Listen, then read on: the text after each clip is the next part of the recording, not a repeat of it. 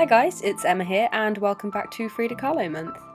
In this video I'll be showing you how I recreated some of Frida's most famous self-portraits. I chose three in particular that were important to me and have shaped me significantly growing up. These are self-portrait with thorn necklace and hummingbird, the two Fridas, and self-portrait with cropped hair. This isn't so much of an honest, shot-for-shot recreation as it is my own take on each self-portrait, so obviously they will vary from the original image and be a little different, but it's just a tribute to her work rather than a complete copy. And as imitation is often the best form of flattery, and me being a self-portrait artist as well as a photographer, I thought that this would be a cool thing to try out. The first of Frida's paintings that I chose to recreate was Self-Portrait with Thorn Necklace and Hummingbird, painted in 1940. Painted just after her divorce from Diego Rivera, it symbolises both hope and suffering in a single image, the thorn necklace being almost Christ-like, and the hummingbird can be seen as both a symbol of hope as well as a symbol for the Aztec god of war. Many also believe that the cat on Frida's left shoulder signifies Diego. The significance of this painting for me goes back way over 10 years ago to when I first encountered Frida's work. This was the first self-portrait of hers that I saw and I was completely mesmerised by it. It's such a haunting image and is still to this day one of her most iconic works. It is also my personal favourite and I love how it ties both the suffering of the artist and the hope that she feels together. And in true Frida fashion, the image is completely enigmatic and you can take from it what you will. Now obviously I wasn't going to add animals on my shoulder, so instead what I chose to do was stick to two of the painting's most iconic motifs, being the thorn necklace and the hummingbird. My friend and colleague Carly acted as an assistant to help me take these shots, as it would be difficult to do on my own, especially with the second and third images. For this image we set up a standard hand-painted dark green backdrop, which closely resembled the tone of the image with the leaves in the background. I also didn't want too much to distract from the foreground, so I thought a nice hand-painted backdrop would be perfect for this. The necklace I actually made myself from thorns in the garden that I superglued together. As for the hummingbird, I made it out of clay and then painted it, and the necklace was attached to my neck via a simple string.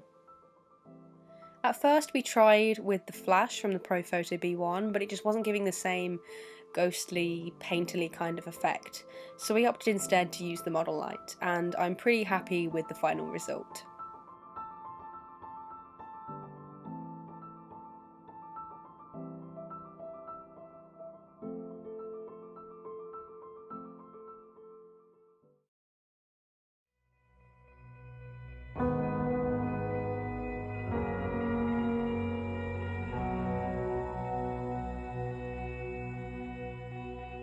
The second self-portrait I chose to recreate is the two Fridas, painted in 1939. The painting shows two different Fridas seated side by side holding hands, one dressed in traditional Mexican attire and the other in more modern clothing. It can be seen as showing her two different personalities, one with a broken heart sitting next to an independent, more modern looking Frida. In her diary she actually wrote about this painting and said it originated from her memory as a child and from an imaginary childhood friend, one that she kept with her always well into adulthood. What really sets this painting apart is the visuals and the fact that there's so much going on in one image. The two Fridas are seen to be holding hands and their hearts are connected via one artery. One Frida holds scissors that have severed the artery, allowing it to bleed on her dress. The other seems to be holding a photo in a frame of some sort. The stormy sky behind her can also be seen as inner turmoil that Frida was going through at the time of painting this. This was quite an ambitious painting for me to try and recreate, and it would require a lot of work post-production, so a lot of photo manipulation for this. For the background, I chose to use a hand-painted backdrop that I had created a few months earlier, as I thought it would perfectly symbolise the stormy sky behind her. Instead of the traditional Mexican costumes, I opted instead for black and white. I wanted to kind of incorporate my own interpretation into this, and the yin and yang sort of Gemini, two different sides to a person rang true to me. As somebody who's always considered the fact that there are two sides to a person, and different layers. I thought this was a perfect thing for me to recreate. The heart itself was one of the trickiest parts. I actually made it out of clay, and I learnt this from a tutorial on YouTube from the YouTuber Madeyewlook twice. I hope I'm saying it right.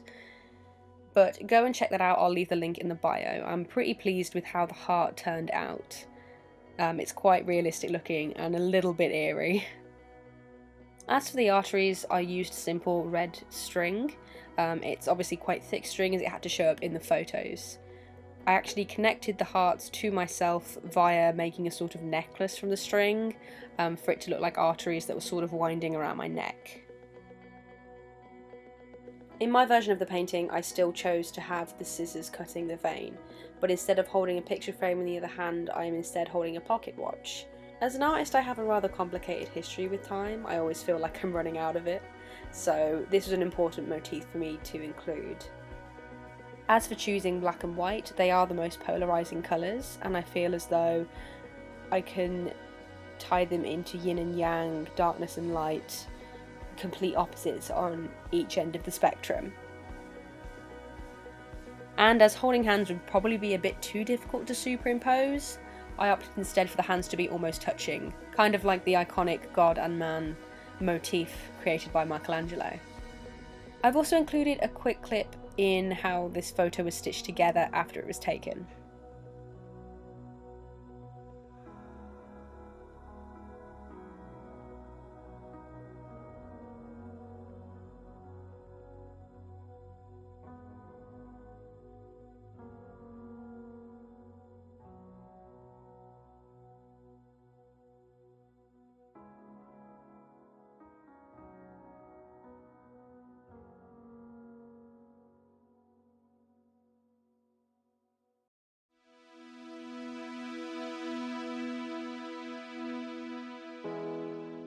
The third and final portrait that I chose to recreate was Self-Portrait with Cropped Hair, painted in 1940.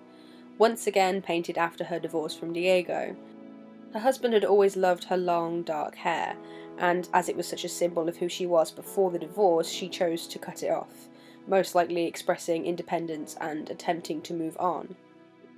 By choosing to include the pieces of hair in the painting, she could also be symbolising the destruction of her former life, or to simply rub it in Diego's face. I chose this as my final painting to recreate, not only because it symbolises androgyny, something that I do enjoy doing in my self-portraits, but also because I have my own short hair story which originates from a breakup. Before I kept my hair short, I had long hair, and after the breakdown of my first relationship, I felt like I was finally free of control, and so the first thing I did was cut my hair short, choosing to keep it short ever since as a sign of independence. Likewise, in the painting, Frida expresses her feelings of her marriage, whilst at the same time asserting her sense of dominance as an independent artist and woman. For this one I chose to keep the background up. I quite like the idea of an old battered house, and I thought it would work quite well as a faded wall with paint over it. I also chose to use an old vintage chair as I thought it would make quite a nice centrepiece for the image. By choosing to wear black trousers and shirts, I still keep the aspect of androgyny there, but the emphasis is on the hair, which I had to tie behind my head to appear shorter. As for the long hair, I actually bought hair extensions that matched my hair colour and littered them all over the floor. These were superimposed digitally afterwards. For both the two Fridas and Self-Portrait with Cropped Hair, I chose to use the flash on the Profoto B1 instead, simply just to freeze frame it and kind of give it a sharper, crisper look.